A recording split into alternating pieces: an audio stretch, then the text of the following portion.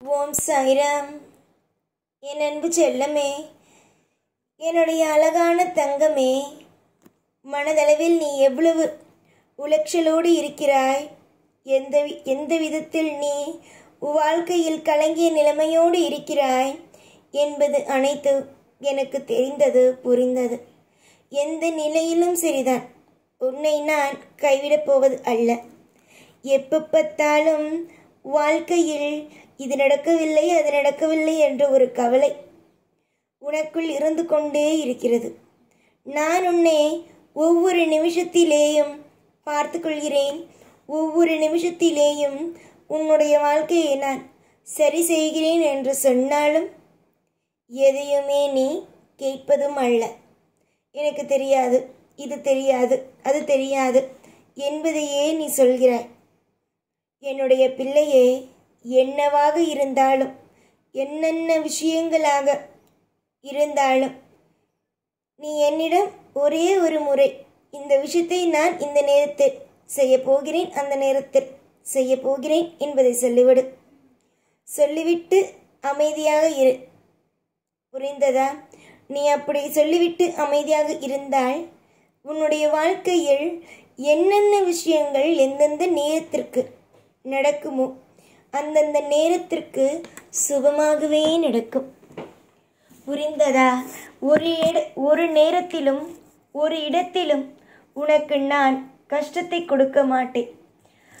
சந்தோஷம் சந்தோஷம் சந்தோஷம். புரிந்ததா? இதுதான் உன்னுடைய வாழ்க்கையில் நான் கொடுக்க இருப்பது.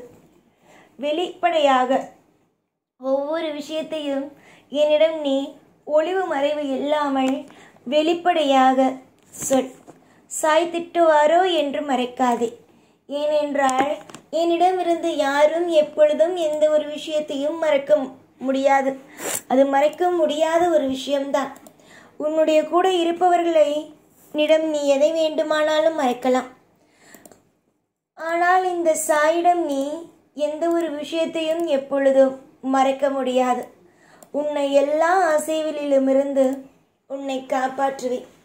எல்லா இடத்திலும் இருந்து காப்பாற்றுவேன். எவன் ஒருவன் வாழ்க்கையில் நல்லது செய்ய வேண்டும் என்று நினைக்கிறானோ அவனுக்கு சோதனை அதிகமாக வரும். அதே மாதிரி எவன் ஒருவன் வாழ்க்கையில் ஜெயிக்க வேண்டும் என்று ஓடுகிறானோ அவனுக்கும் சோதனைகள் நிறைய வரும். நீ கேட்கலாம், அப்படி இருந்தால் நல்லவர்களுக்கு எப்பொழுதும் சோதனை இருந்து கொண்டே இருக்கும். அப்படி என்றால் நல்லவர்களாகவே இருக்கக்கூடாதா, கெட்டவர்களாகவே இருக்க வேண்டுமா என்று? இல்லை, நீ இப்பொழுது எப்படி இருக்கிறாயோ அதே மாதிரியே என்றுமே இரு. உனக்கு சோதனைகளே வந்தாலும் உன் வாழ்க்கையில் நீ சாதிப்பாய். அதுவே சோதனைகள் தான் வருகிறதே என்று தவறான பாதைக்கு நீ செல்கிறாய் என்றால் சோதனைக்கு பிறகும் சோதனைகளும் வந்து கொண்டேதான் இருக்கும். என்னென்ன விஷயங்கள் உன்னுடைய வாழ்க்கையில் நடக்கிறது என்பது அனைத்தும் நான் அறிந்த ஒன்றுதான். எதுவுமே நீ சொல்ல வேண்டும், எனக்கு தெரிய வேண்டும் என்பதல்ல. நீ என்ன வேண்டுமானாலும் செய், அது நல்ல காரியங்களாக இருக்கட்டும். எல்லா காலத்திலேயும் உனக்கு துணை நான் உண்டு.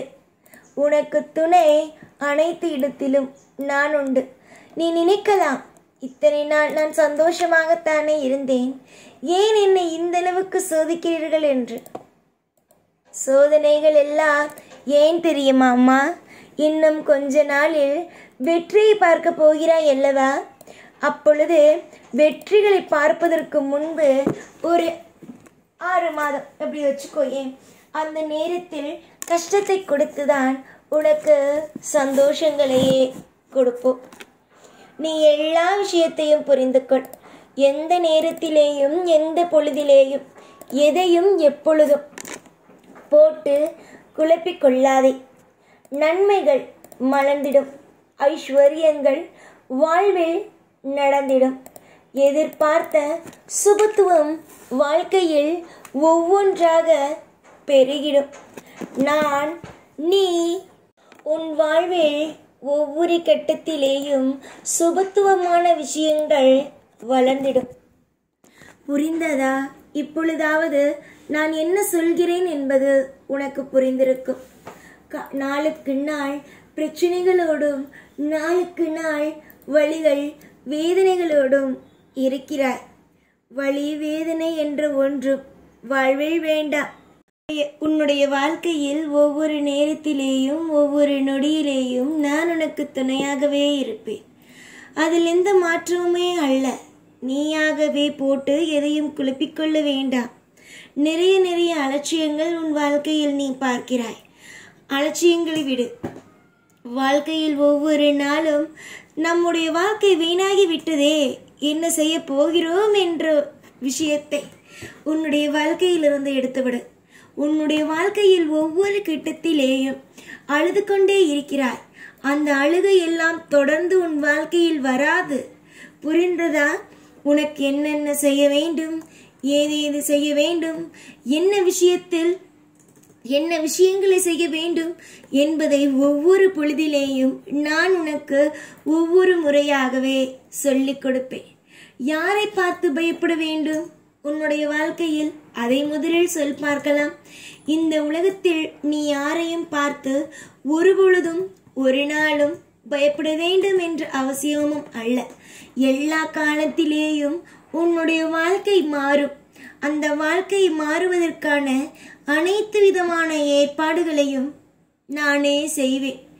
பொறுத்திருந்தவன் அனைத்தையும் ஆழ்வான். நீ பொறுத்திரு, எல்லாவற்றையும் ஆளலாம்.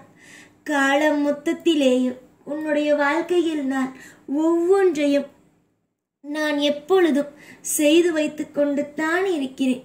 எதிர்பார்த்த அத்தனை விதமான சுபமான விஷயங்களும் நடக்கும். நீ என்னதான் ஆசைப்பட்டாலும் அது உன்னுடைய வாழ்க்கையில் கிடைக்கவே இல்லை என்று மன வருத்தம் அடைகிறாய். அப்படியெல்லாம் அல்ல. இனிமேல் எல்லாமும் உன்னுடைய வாழ்க்கையில் திகட்ட இனிமேல் வரும் அனைத்து விஷயங்களும் திகட்ட உனக்கு இன்பத்தை மட்டுமே தான் அள்ளி கொடுக்கும் என்பதை நீ மறந்துவிட வேண்டாம். இத்தனை காலங்கள் எப்படி வேண்டுமானாலும் இருந்திருக்கலாம் உன்னுடைய வாழ்க்கையில். ஆனால் இனி வரும் வாழ்க்கையில் ஒவ்வொரு விஷயங்களும் இனிப்பாக மாறும் என்பதை நான் சொன்னால் நீ நம்புவாயா? நீ நம்பினாலும் சரி, நம்பாவிட்டாலும் சரி, நடக்க போகும் விஷயங்கள் கண்டிப்பாகவே நல்லதாகவே நடக்கும். வெறுக்காதே. வாழ்க்கையில் இது நடக்குமோ அது நடக்குமோ என்று எதையும் போட்டு வெறுக்காதே.